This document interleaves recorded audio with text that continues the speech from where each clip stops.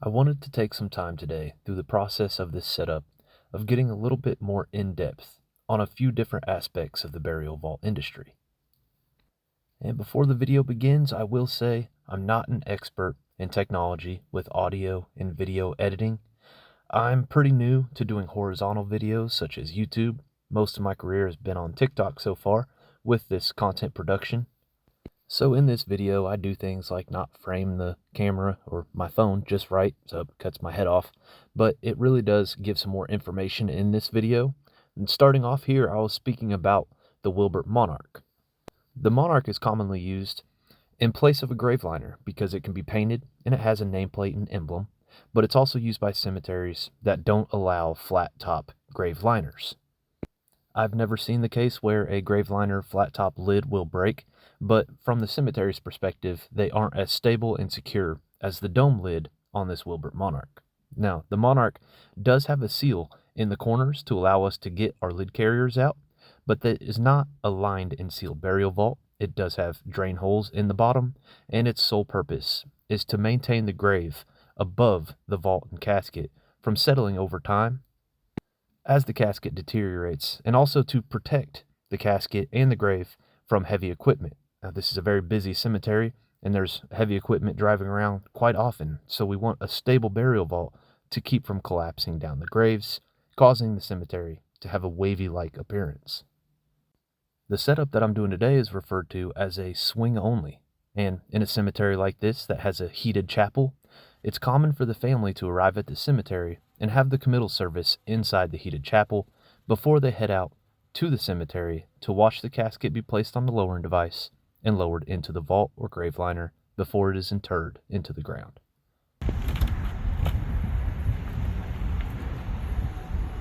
So if you can tell, this cemetery uses pea gravel to backfill the grave first before adding the top filled dirt.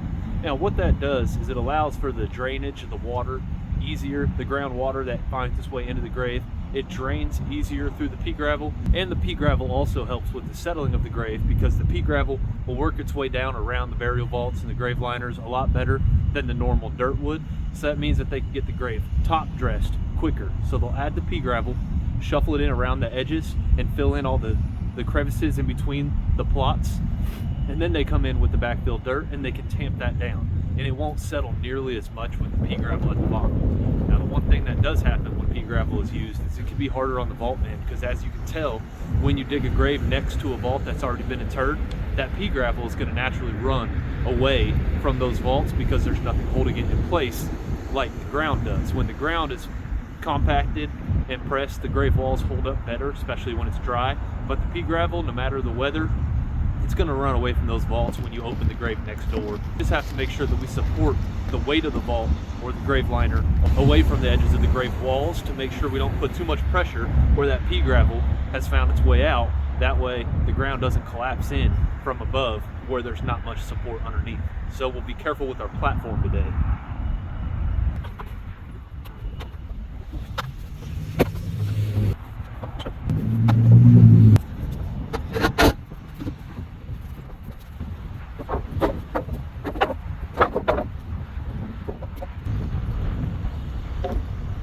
And I have been asked why I use the aluminum on one side and wood boards on the other. Now obviously wood boards are a lot springier, they're a lot more flexible. These go underneath the lid. Now no one's going to be walking on these. On the front side we place flowers, and that's where I walk to assist the family placing the casket. So I want a sturdier board on that side to walk on and to set things on. I wouldn't want family to place a flower on the casket and feel like they're going to break the board or anything. So these would be covered up and blocked by the lid, and the front side are much stronger. Now I'll put two aluminums in the middle to support the weight of the vault, and obviously I want something stronger than wood boards in the middle to support that weight. If I had it my way, I would have aluminums on the front and back side of the vault, but this is just what I have available to work with at the shop, so this is how I set it up. And the reason I put 3 on this side, 2 on that side, is the aluminums are stronger and it makes the carpet sit nice and flush. If I had 4x sticking out, that's a trip hazard, especially if we cover up by carpet. You don't want anyone to not see that 4x4 sticking out and trip on it and fall. So that's why I set my platform the way I do, just so it looks nice and neat and it eliminates all the trip hazards from the 4x sticking out.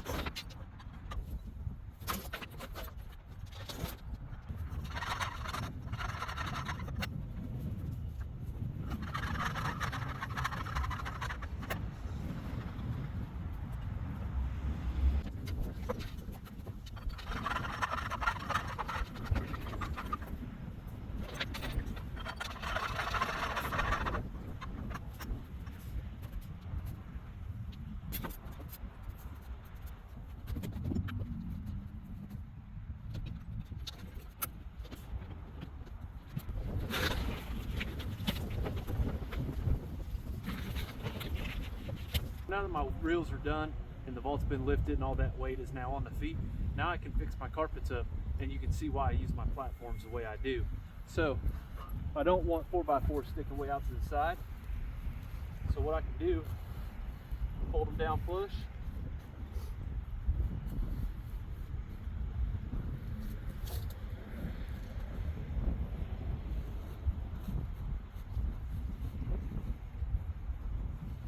And by doing that, everyone can see where the trip hazards are, where the boards start, where you don't want to walk, where you can walk. Some guys, you know, they have these boards that are 3 feet longer than they need to be. You've got aluminum sticking out here covered in carpet. It makes it hard for the pallbearers to get up there. You have 4x sticking out the ends. If somebody's walking up to sit down, they might catch the edge of that 4x4 and fall. So having these boards cut down and having the platforms built the way they are is simply for aesthetic appeal, to have that platform built up for the flowers and still gives me room to walk, but also to make sure no one's falling. You know, a funeral is hard enough for the family to be out here, especially in elements like this. The last thing we want to do is give them another thing to think about or worry about, or another tragedy to occur. You know, my grandfather passed away, I did his setup, and my grandmother was present. She's in her upper 80s, uses a walker, has oxygen. The last thing I would want is, on a day that my grandfather's being laid to rest, is have my grandma trying to sit in the front row to grieve the loss of her husband, but to also trip and fall on the way up there, to have to worry about getting her to the hospital, or so many other things going wrong at the graveside. That's our job, to prevent tragedies like that and try to keep this as safe as possible. You know, we can't level the cemetery and make sure there's no trip hazards, but we can sure avoid adding any additional ones that could have someone trip and fall over.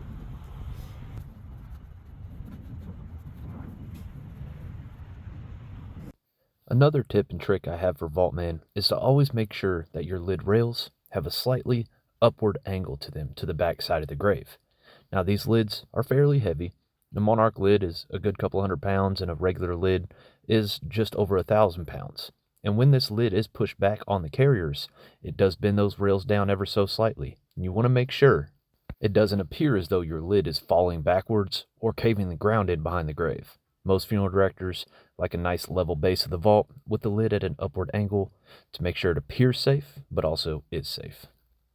For the funeral director, this is the very last step in the process of serving a family in their time of need, so we don't want to give them any extra stress or worries out at the graveside. And one thing I haven't gone into too much detail on is the lowering device that we use, and I advocate for this style of lowering device. When you think about it, this probably is the most important piece of equipment that we use. It is the only thing that actually handles the casket and lowers the casket into the vault. So it's especially important that your lowering device is functioning properly and also is nice and neat and appears clean, so it appears to be working properly as well. That way we don't give anyone anything extra to worry about when they're at the graveside. Keeping clean equipment is one of the main things you can do to make sure that you stay professional as a Vaultman, and also showing the funeral directors that we care about our equipment and how it appears. I'm sure the audio is terrible because this wind is picking up. It's freezing out here, but I just wanted to explain one thing on this lowering device and why I advocate for this style of device. Now, this is the Imperial by Frigid, and what it allows the family to do is just simply place the casket on this first roller. So if you can imagine, I'm the pallbearer at the head end of the casket. The 6 of us walk up, place the end of the casket on the first roller, and simply pass it along, while I, the Vaultman, is on the side, guiding it across to make sure it stays even. Now, without that, the family would have to step over this rail to straddle the vault to set the casket down. There is another style of device that has detachable rollers, and it works similar to this, but I don't like the fact that those can be jostled and moved, risking the casket falling down into the vault in between the sets of rollers and straps. So the guide bars are there.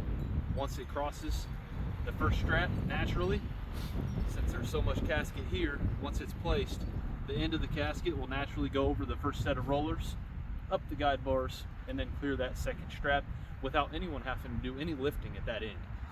It's just sliding across the rollers.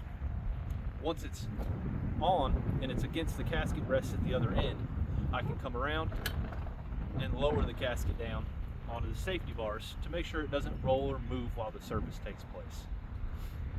Now, I have made some videos where the casket is actually being lowered so you can see it better on those examples, but once the service has taken place, it's time to actually inter the burial vault. We raise the casket off the casket rest, slide it out from each end, and then lower the casket to the bottom of this grave liner. Now, in Wilbert vaults, tri-guard vaults, in the liner itself is a raised ridge on each end, allowing the casket to not sit flush on the bottom of the vault. For a grave liner such as this, there are metal casket rests inserted into the concrete when it's being poured, and those stick up around 2 inches, 2 on each end, 2 inches high, and it just raises that casket off the base of the liner ever so slightly so the straps can be wiggled out from each end. This device is then removed, the lid is slid over, the vault base or the liner base is raised into the lid, carriers and rails are removed, and then the vault is lowered to the bottom of the grave. So, in a sense, it allows one man to have this be a seamless process where he doesn't need extra hands. We don't need the buggy to place the lid on. We don't need extra equipment. Everything can be done right in front of the family in a smooth process to where they can see the sealing of a vault or the closing of the grave liner and see the vault or grave liner lowered to the bottom of the grave without a loud engine roaring in the background, without a buggy being in the way. I don't have to tear the tent down to get that equipment in here to lower the vault. So this setup, I think, is the ideal way to have a committal service at the graveside. The one thing it does do is complicate the process of the family backfilling the grave themselves. A lot of times you'll have the backfilled dirt right behind the grave, and the family wants to fill it in themselves. When that's the case, hopefully I know beforehand so I can minimize my setup so that it's easier to get things out of the way for the family. But what we do is we pull the cables, remove the feet, move all the boards. It takes around 5 or 10 minutes, but that's not really that big of an issue for families. They simply watch me do my work. Oftentimes they'll lend a hand and help carry things away as well. And then, of course, if the family asks me to, I assist with the grave filling process as well.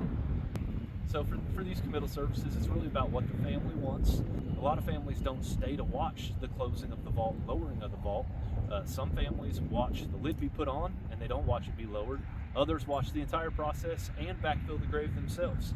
So it's a communication thing. I really love it when the funeral home is clear with us or the cemetery is clear with us of what the family wants to do so we can be prepared for it and assist in any way possible. And like I've said, for all the people that get extremely offended by me saying that burial vaults are required, that's not exactly what I'm saying. I'm saying that most cemeteries in the area where my company works require some form of burial containment, including grave liners such as this.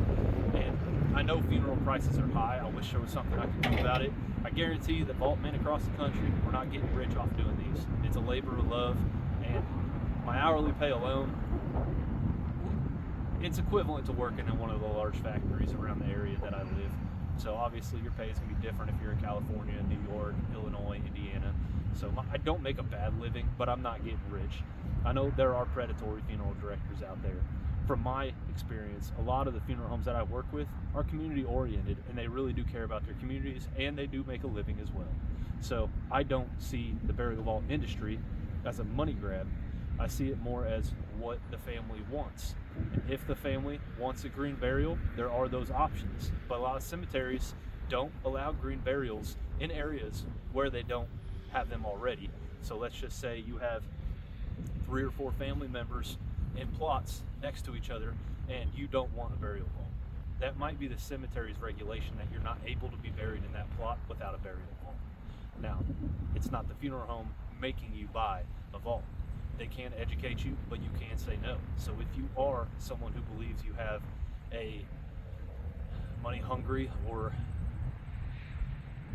immoral funeral director, shop around, find the funeral director that you trust, and ask all the right questions, including to me or Vaultman or other funeral homes. Don't just go to one funeral home and take their price at face value. If you need to shop around for your family's funeral services, I would highly suggest doing so. And with this line of work, I have shown people the options that are available out there with the videos that I've produced over the past couple of years. And I've had funeral homes reach out to me and say thank you because a family knew of the style of vault with the cover that they wanted, with the pictures that they wanted. They had everything ready to go because they saw my video and wanted that particular style of burial vault. And I've also had people say, well, I've bought a nice casket, and because of your videos I know that with a nice sealed casket you don't need a double reinforced burial vault. If your concern is water, keeping away from your loved one, a very high quality casket could also serve that same purpose. A lot of people choose one or the other, a very nice casket with a good seal or a very nice burial vault with a good seal. It's totally up to you and your opinion. Now, I'm extremely libertarian minded. I don't put any of my politics on my YouTube or TikTok or anything. This is strictly a burial vault and funeral industry, cemetery industry, headstone cleaning channel, so I don't talk politics, but I'm libertarian minded 99% of the time. And I believe that when you pass away or when your family passes away, you should be able to choose what you want. Unfortunately, there are a lot of laws in place in regards to what you can do with your loved one or with yourself when you pass away. You know, if it were up to me, I'd go out on a flaming Viking ship on the river where me and my family go down and play in the river all the time. That would be what I would want for myself. Now, I know that's not legal, but me personally, that would be what I'd wanted. And I think you should have the ability to make your own decision for yourself and your loved ones in that time. And I really do think it's a travesty that some people will try to convince you to buy things that either you can't afford or that you don't need to afford, rather than to choose what you would like. You know, when my grandfather passed away, my grandmother and my family had prearranged everything, and it was all taken care of beforehand. And they had ordered a Wilbert Monarch, which is the gold standard for burial vaults, as well as the Trigard Estate. Those are both the first of the lineup in lined and sealed burial vaults that can be painted and customized. Now, I had no issue with my grandfather going into a Wilbert Monticello. It's a high quality product. But I loved my grandpa, and I knew what his passions were, and I knew that my grandma would want to see the work that I do, and I took that order for a Wilbert Monticello and I changed it myself to a Citadel. So it's black on the interior, and I painted it John Deere green with a yellow highlight, did a farm scene across the lid because I wanted to go above and beyond for my grandfather. It doesn't mean that I didn't think a Wilbert Monticello was good enough. It just meant that I wanted something different for my grandpa, and I think you should have that choice as well. So with this channel, I do try to answer as many questions as possible. It's hard to sort through things, especially on TikTok. YouTube, it's a little bit easier. I have way more people on my TikTok, and there's a lot of people that comment ridiculous things all the time. So it's hard to filter through the people that are actually giving a real opinion and asking a real question. YouTube, it's much, much easier. But if you have something very serious that you need to discuss, or you need to ask questions on, and you want a serious response and a detailed response, my email is included in the description of this video, so feel free to reach out and send me an email. I do really good at getting back to those, because people that reach out through the email take the time to do that.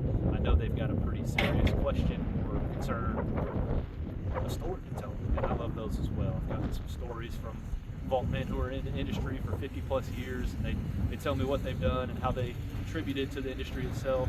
I've even had guys message describing what they've designed for the company or things that they've done throughout the history of the burial vault industry, and I'm a history nut for things like that, so keep those coming. I love reading those and talking to people that have been in the business for a long time. So enough rambling. All I got left on this one to do is put my tea carpets out to cover up the equipment at the end of the vault, the end of the grave liner, and we'll be set and ready to go and wait for the funeral to arrive to go to the chapel, and then be ready for when they come out to the graveside.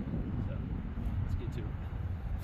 Creating this platform on YouTube and TikTok has been a little bit of an adventure for me, and I really do try my best to make sure everything is incredibly respectful and that I'm incredibly transparent with what we do in this industry. When mistakes are made and when things go wrong, I try to explain how.